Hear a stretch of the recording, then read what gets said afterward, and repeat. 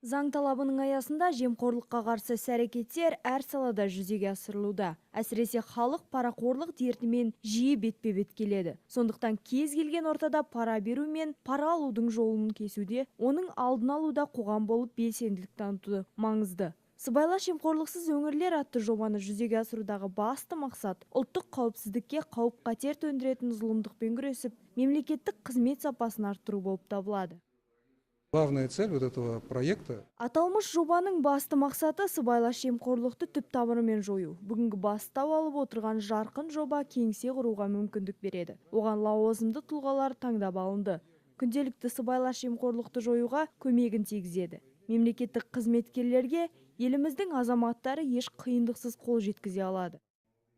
Қарағанды облысына жұмыс сапары барысында Алик Шпекбаев аймақ басшысы Ерлан Қошановпен кездесті. Кездесу барысында Қазақстан Республикасының мемлекеттік қызмет істері және сыбайлас жемқорлыққа қарсы іс-қимыл агенттігінің төрағасы мемлекеттік қызметкерлердің еңбекақысын өтеудегі жаңа бонустық жүйенің артықшылықтарын атап өтіп, сыбайлас жемқорлықтан азат өңірлер жобасының басталғаны туралы мәлімдеме жасады.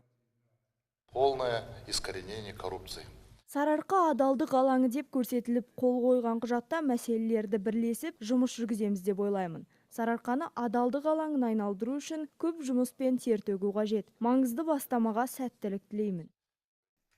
Сонымен қатар қызметтік іс-сапар барысында сыбайлас жемқорлыққа қарсы іс-қимыл агенттігінің төрағасы Қарағанды облысының 3 бірдей жоғары оқу орнында болып қайтып, жуырда ашылған адалдық дүкені мен студенттерге қызмет көрсету орталығының жұмысымен танысты.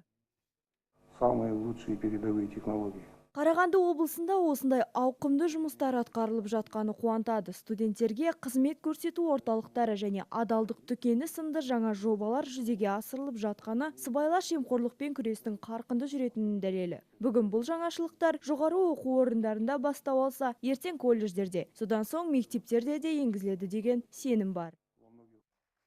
Жемқорлық жегі құрт. Онымен күресу баршаға ортақ міндет. Ел орталығы Сарыарқа сыбайлас жемқорлықпен күресте алдағы орындардан көрінеді деген үміттеміз.